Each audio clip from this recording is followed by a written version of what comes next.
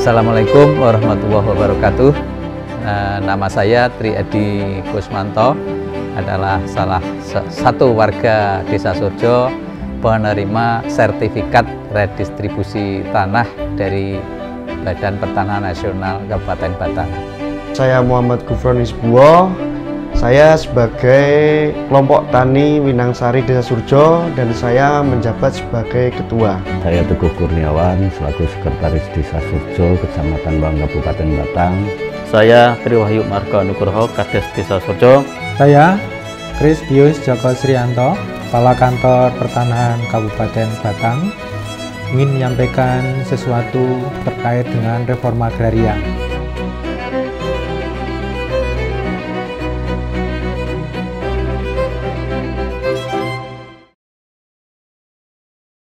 Perlu diketahui bahwa sejarah tanah Desa Surjo ini sejak tahun 1800 itu adalah di sini menjadi pusat perdagangan, di mana pusat perdagangan ini dikuasai oleh Tionghoa atau Cina, orang sini menyebutnya. Terbukti di sini adalah masih ada sisa-sisa bangunan ya, bangunan pasar, kemudian ada makam ya, ada makam di sebelah barat Desa Surjo ini, ada makam yang megah ya, dengan bertuliskan huruf Cina.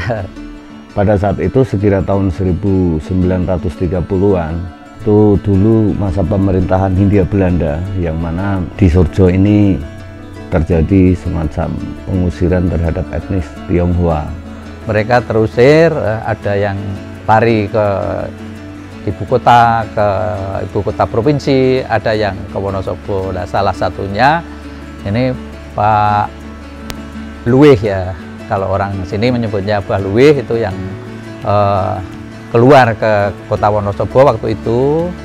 Dan setelah dirasa aman, itu tahun 60 ya, kelahiran saya, pas saya lahir itu Mbah Luwih ini kembali ke Desa Surjo, tepatnya di Dukuh Gundangan, dan beliau menikahi orang Gundangan atau orang Surjo yang bernama Ibu Sumiati. Karena kebetulan Mbah Luwih sama Ibu Sumiati itu meninggalkan ahli waris yang bernama Mbak Saiyah. Dan tentunya dari istri yang pertama juga ada beberapa ahli waris, yang salah satunya adalah Oi Gyunyu. Oi Gyunyu. Mbah Luwih itu memiliki nama asli itu Loti Yang Juan. Dan Mbah Luwih itu nama panggilan dari warga Surjo memanggil Mbah Luwih, karena di situ makna dari Mbah Luwih, Mbah itu seorang abah atau orang yang dituakan. Luwih itu lebih, artinya orang yang memiliki harta benda lebih. Sebutannya untuk orang kaya dulu, itu Mbah Luwih. Disitulah baru menjadi titik awal sejarah Desa Surjo atau warga kami, yang beberapa warga kami yang menduduki bekas wilayah etnis Tionghoa. Warga kami itu sekira tahun, kalau tidak salah ya 2010 apa 2011an itu berusaha melegalkan tanah yang ditempati. Namun demikian pada saat itu tidak berhasil. Sebenarnya warga sudah berusaha sekali, mungkin sebelum tahun itu pun kan sudah mungkin ya. 3 kepala desa itu setiap kali mengurus, kami yang ditunjuk oleh teman-teman untuk menghubungi petugas ini selalu gagal, tidak mendapatkan jalan. Itu saya kan saat itu menjabat sebagai kepala dusun ya Mas. Hal apapun terbatas sekali, tidak punya kewenangan, tidak punya kebijakan, tidak punya keputusan. Saya hanya bisa menyaksikan jalannya proses itu. Mungkin ketemu orang oknum yang salah, atau tidak tahu cara mengurusnya, atau memang undang-undang saat itu yang belum bisa. Intinya warga kami itu sudah berusaha sejak dulu agar bisa melegalkan tanah yang ditempati. Saya berusaha mencari tahu bagaimana sebetulnya ini bisa diselesaikan atau tidak. Nah, pada tahun 2016 ini pas diangkatnya Pak Teguh yang semula itu Kadus Gundangan, kemudian diangkat menjadi Sekdes.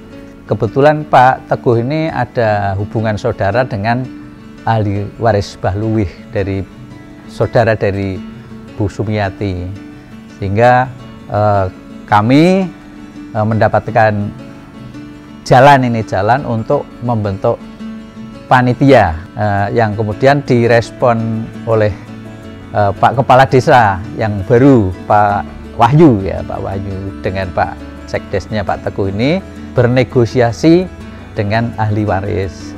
Saat itu karena saya sudah di posisi Sekdes, saya berusaha mencari tahu tentang tanah yang ada di Desa Surjo ini bagaimana. Salah satunya di Desa Surjo ini kan ada tanah bekas etnis Tionghoa.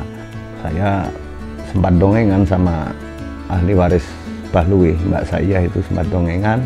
Mbak Saiyah itu pernah menerangkan bahwa ini tanahnya ini. Mbak Saiyah juga paham, dan beberapa wilayah yang benar-benar sudah dikasihkan ke warga pun Mbak Saiyah menyampaikan. Soalnya ada Mas yang beberapa diberikan langsung oleh Mbah Luwih ke warga kami itu ada, namun itu tetap tidak bisa diproses saat itu karena legalitas suratnya itu tidak ada. Kebetulan sekira tahun 2019 akhir itu kami diinformasi dari BPN kalau Desa Surjo itu akan ada PTSL tahun 2020.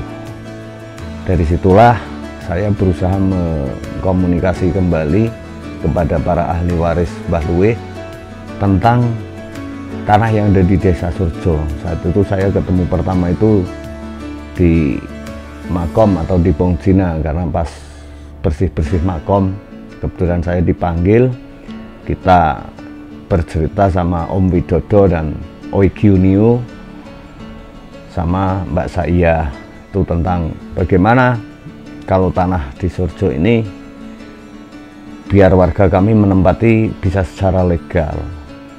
Terus sekitar tahun 2020 awal itu saya tiba-tiba ada tamu datang, ternyata Oi Gyunio sama Om Widodo. Sana itu yang menyampaikan tentang tindak lanjut binsangan saya di Pongjina itu, di makom itu. Yang intinya pada saat itu menyampaikan kalau oke lah, tanah yang ada di Desa Surjo bersedia kami hibahkan dan agar bisa diproses ke sertifikat.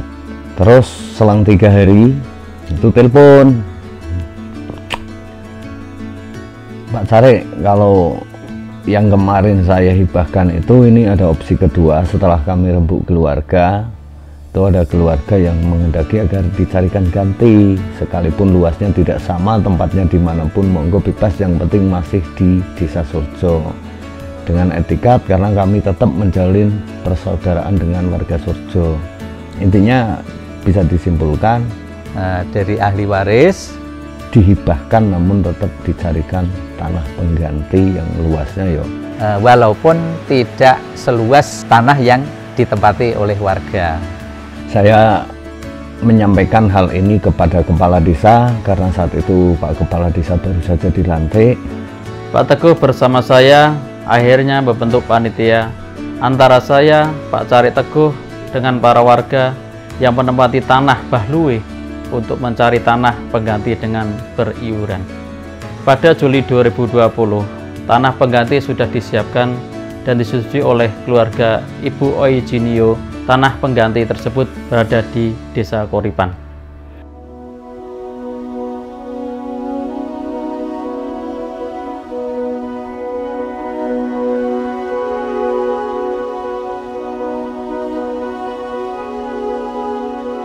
Pada tahun 2020 tanah sudah diukur semua. Terus kita berarti kan tinggal selangkah menuju ke program Redis. Kami meneruskan proses untuk redistribusi sertifikat ini. Salah satu indikator keberhasilan dari pelaksanaan reforma agraria adalah terwujudnya kampung reforma agraria.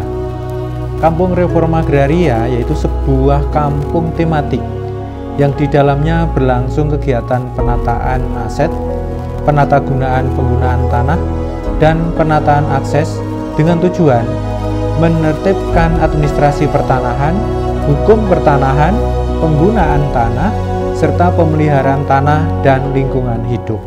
Apa yang dicita-citakan kami selaku pemerintah Desa Surjo dan apa yang diharapkan oleh warga yang menempati tanah tersebut ini benar-benar terkabulkan, dan alhamdulillah itu bisa goal ya, dengan dibantu oleh BPN Kabupaten Batang.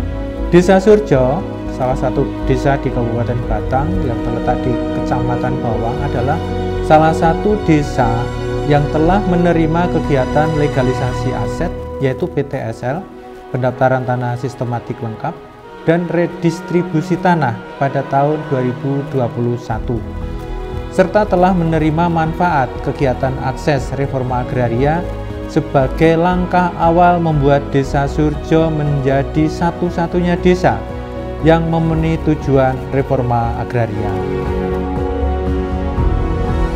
Sekitar 65 ya, persis ya, bukan sekitaran, 65 orang ini alhamdulillah semuanya berhasil menerima sertifikat itu, dan ya lega lah, termasuk diri saya dan keluarga itu sudah lega. Dengan bantuan dari BPN juga benar-benar ini di luar dugaan dari kami. Itu ternyata pasca pembagian SHM 65 tersebut sampai sekarang itu masih dilakukan beberapa kali pertemuan yang melibatkan warga, baik di bidang pertanian maupun UMKM, khususnya pelatihan-pelatihan itu benar-benar bermanfaat, dan kami sangat berterima kasih dengan BPN Batang yang mana baik legalitas tanah maupun SDM warga kami khususnya di bidang pertanian maupun UMKM ini sangat diberi manfaat atau ilmu-ilmu dari BPN tentang pertanian maupun UMKM. Beberapa rekan, beberapa teman itu digunakan untuk agunan, untuk usaha, untuk pengembangan usaha di bidang pertanian, kemudian di UMKM ya. Kalau di Surjo ini kan banyak industri rumah tangga.